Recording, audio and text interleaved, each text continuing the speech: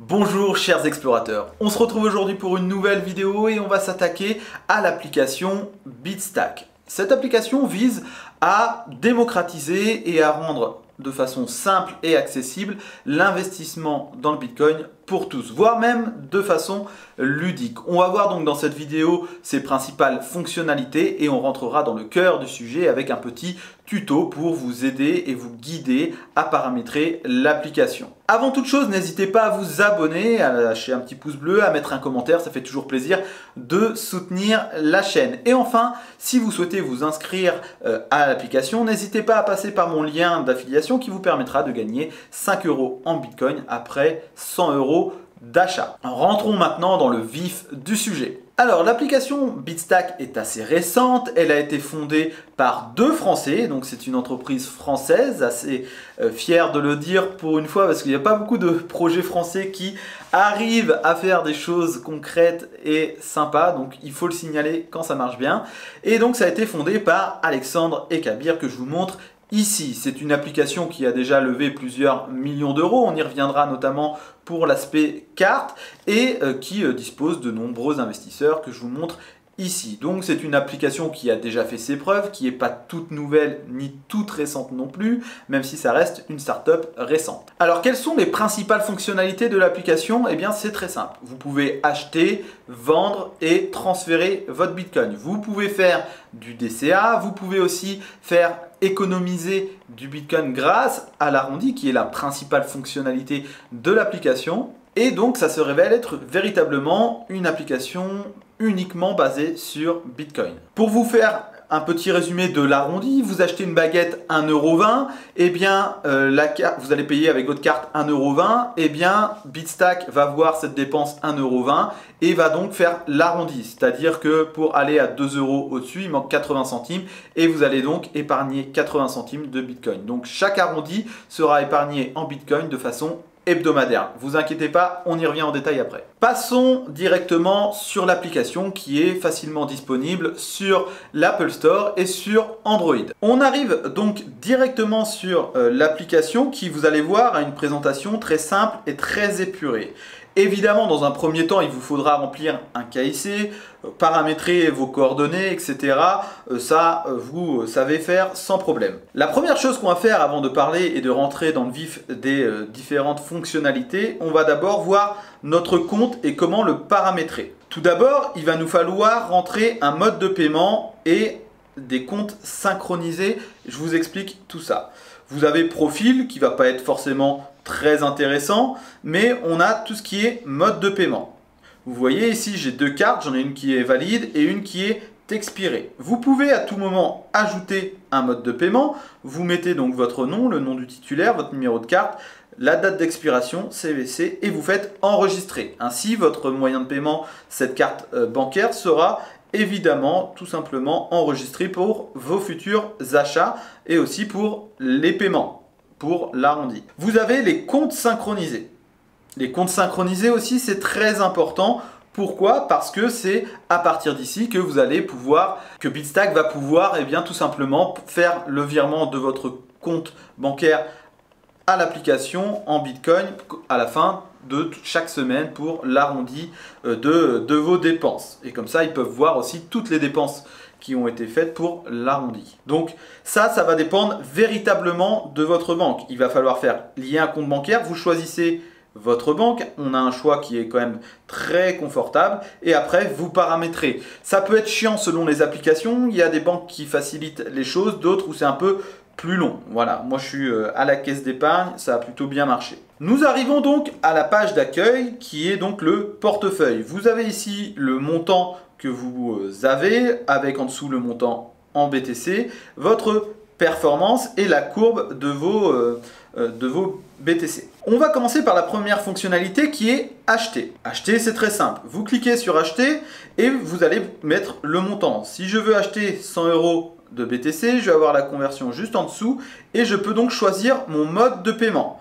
Vous avez la carte que vous avez préalablement enregistrée, vous avez Apple Pay et vous avez le virement bancaire. Voilà, et ce virement peut varier en fonction de votre banque. Si je veux faire avec la carte, je sélectionne la carte, je fais continuer et je vais avoir le montant, le prix du Bitcoin en direct, le mode de paiement.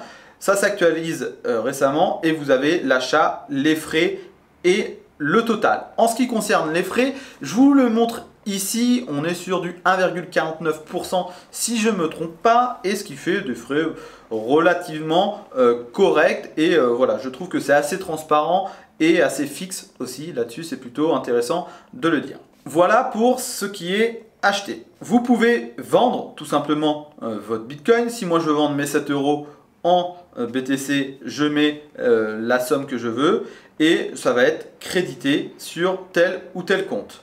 Voilà.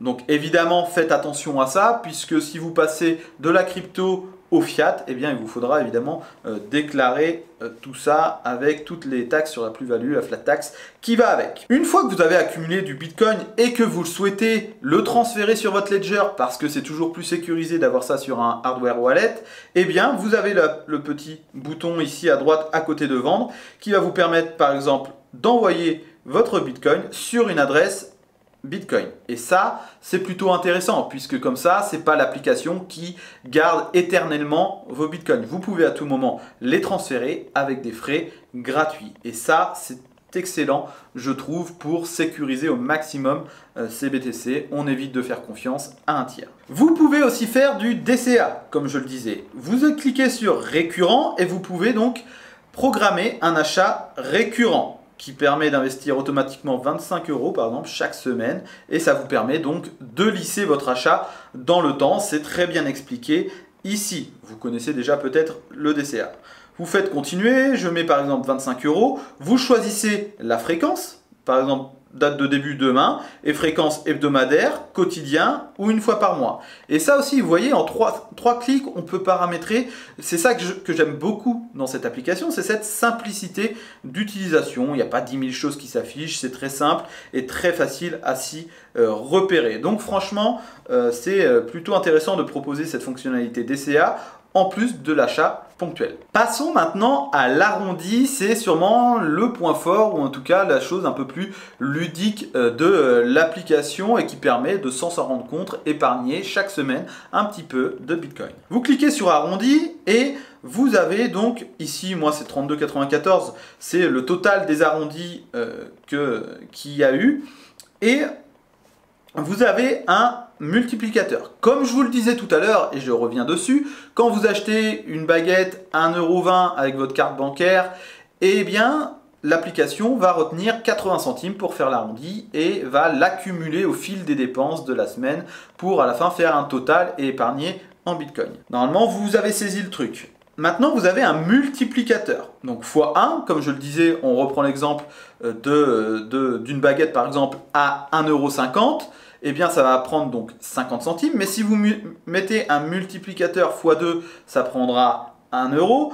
Si vous me prenez x5, bah vous ferez 50 centimes x5. Bref, l'arrondi x5 et x10.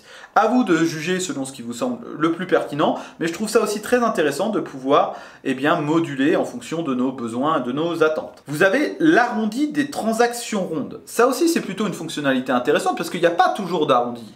Et quand vous allez payer par exemple 2 € par carte, eh bien vous pourrez choisir soit je mets 0, donc je ne fais pas d'arrondi, soit 25 centimes automatiquement, 50, 0,75 centimes ou 1 €. Et ainsi, si vous avez des dépenses par exemple de 2 €, eh ben moi ça sera 25 centimes d'arrondi de façon fixe et automatique. C'est là les comptes synchronisés, c'est important de synchroniser votre compte pour pouvoir disposer de cet arrondi.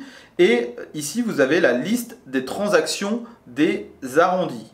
Et comme ça, vous pouvez voir la somme que vous avez fait sur vos différentes dépenses. Et enfin, vous avez aussi le mode de paiement, comme je le disais, comme vous allez payer avec cette carte que vous avez rentrée au préalable, et bien ça sera vu et vérifié sur cette carte. Donc, vous voyez, hein, il y a deux boutons à choisir, soit x1, x2, x5, x10, et l'arrondi transaction ronde, et une fois que c'est fait, c'est bon. Vous pouvez évidemment désactiver à tout moment cette fonctionnalité ici, en un clic. Maintenant, je voulais revenir sur un nouvel aspect, une nouvelle fonctionnalité qui viendra plus tard, et je ferai un plaisir de faire une vidéo là-dessus, qui est la carte. Comme je le disais, ils ont levé récemment 2 millions d'euros pour pouvoir lancer cette carte, qui permettra donc tout simplement de payer via votre compte et de pouvoir dépenser comme n'importe quelle carte crypto ou de n'importe quelle carte de débit. Vous allez pouvoir faire vos achats et on n'a pas toutes les conditions où on ne sait pas vraiment ce qui se cache derrière, mais on imagine en voyant cette capture d'écran qu'il y aura une sorte de cashback qui sera peut-être d'1% en Satoshi, donc en Bitcoin, et ça sera une manière en plus, peut-être d'économiser ou en tout cas d'épargner du Bitcoin. Donc ça sera bientôt disponible, j'ai hâte de voir ce que ça va donner, mais voilà, c'est un concept plutôt connu mais qui reste sympa, donc ils ont levé pas mal de fonds pour mettre toute cette structure en place. Activité, vous avez les dernières activités en place. Et enfin, compte, on y allait tout à l'heure, c'est ce qui nous permet de faire les réglages, d'ajouter un mode de paiement et un compte synchronisé. Il vous faudra tous les 3 mois, je crois, resynchroniser le compte, mais ça c'est juste une question légale. Et voilà. Encore une fois, n'hésitez pas à utiliser mon lien ci-dessous pour gagner 5 € en Bitcoin pour chacun. J'espère que cette vidéo vous a plu, c'était la première vidéo de la chaîne. En tout cas, n'hésitez pas à vous abonner encore. Je trouve que c'est une application qui est très facile d'accès, qui est très simple et qui permet, sans véritablement s'en rendre compte, d'épargner un peu de Bitcoin chaque semaine. En tout cas, j'adore le concept, vraiment, et j'adore l'intuitivité de l'application qui est pour moi extrêmement importante si on veut démocratiser l'accès aux cryptos. En tout cas, c'était un plaisir de vous parler. On se retrouve bientôt pour une nouvelle vidéo. Ciao!